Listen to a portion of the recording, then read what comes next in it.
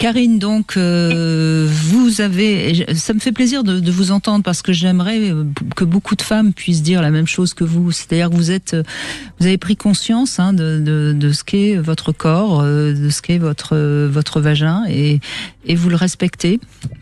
Et vous n'y mettez pas n'importe quoi, vous m'avez dit tout à l'heure, et ça m'a fait un peu sourire. Ça serait quoi y mettre n'importe quoi? Alors, c'est tout. Ça vient de mon histoire personnelle aussi, hein. C'est-à-dire que je ne m'aimais pas. Bref, je vais pas vous refaire l'histoire, et que forcément, pour être aimable, pour être aimé, je me donnais. En fait, c'était des gens qui me plaisaient, hein, de prime abord, mais des gens pas très sympas, quoi. Voire plus.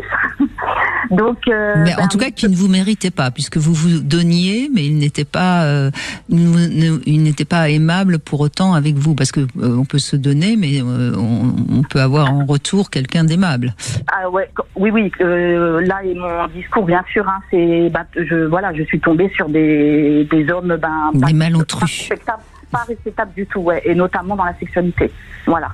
Donc moi, ça m'a entre guillemets aidé parce que ça m'a permis de prendre conscience de beaucoup de choses de mes actes, moi, et de mes mémoires et plein de choses, enfin ceci, cela.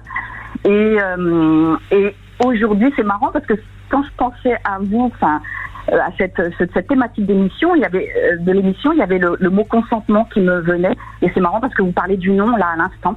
Et pour moi aujourd'hui, dire non à l'autre, c'est me dire oui à moi aussi quelque part. Et en fait, en ce moment, on parle beaucoup du consentement, mais c'est un mot tellement, il y a tout et rien là-dedans, quoi. Et en fait, oui, on peut être consentante, effectivement, mais parce qu'on a ces habitudes de fonctionnement qui nous ont été transmises, peu importe, et que du coup, c'est après que le réveil est horrible, en fait. Oui, vous voulez dire qu'on peut être consentante et abusée? Bien sûr. Oui, bien sûr. Ça, vous savez, il y a plusieurs féministes là qui doivent se retourner sur leur siège. Hein. Alors, mais je sais bien. Alors, c'est pas grave. Parfois, être choqué, ça peut aussi faire avancer. Oui. Puis en plus, actuellement, il y a on en parle beaucoup, hein, des abus d'un certain acteur-chanteur bien connu. Exactement, et moi, forcément, ça me renvoie à ce que j'ai vécu, etc. Et oui, j'ai été consentante, et c'est pas pour autant que j'ai pas vécu des traumatismes. Ça a été très très compliqué, mais c'est vrai que tout ça, c'est tellement profond, tellement, c'est le cas de le dire, tellement profond, tellement complexe aussi pour chacun. C'est-à-dire que c'est toute la difficulté, et c'est pour ça que parfois je dis attention de ne pas forcément coucher tout de suite le premier soir, parce que vous saurez pas si vous avez affaire à un homme qui a envie de vous en tant que Karine, ou envie de tirer son coup. C'est dans ce sens que je dis, encore une fois, si vous êtes suffisamment libre de subir un mauvais coup et puis de pas en être blessé le lendemain, quelle importance. Mais si vous êtes un peu vulnérable sur ce point, il vaut mieux pas coucher le premier soir. C'est des précautions.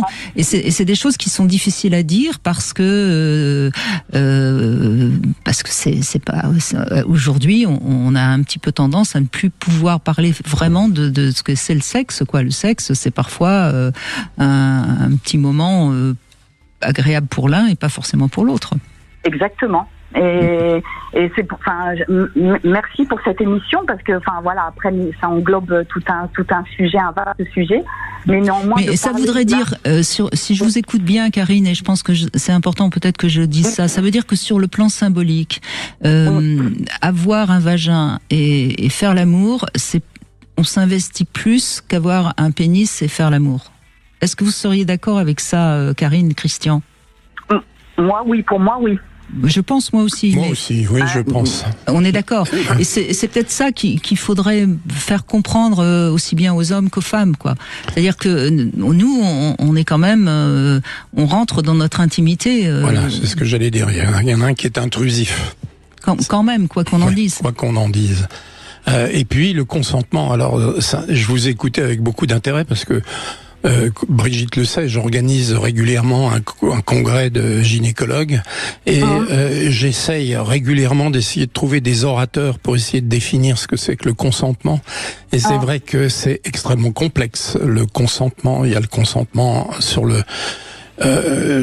enfin bon, ça c'est très discutable en fonction du temps, par exemple. On peut être consentante à un moment donné, puis regretter. Alors est-ce que les choses se télescopent? C'est compliqué, le consentement. C'est très très compliqué, bien sûr, et c'est important. Cette verbalisation, ce message, il est hyper important. Moi, je sais que de mon histoire, ça me sert. Aujourd'hui, je suis sophrologue et je suis thérapeute. Et j'accompagne les femmes en ce sens. Ça n'empêche pas que moi aussi je continue mon processus, parce que je suis célibataire, parce qu'il y a encore des blocages, etc. Et du coup, ne pas être est-ce que vous seriez d'accord avec ça, Karine? C'est-à-dire que la question du consentement, elle se passe pas dans la tête, elle se passe dans le ressenti du corps. Ah oui.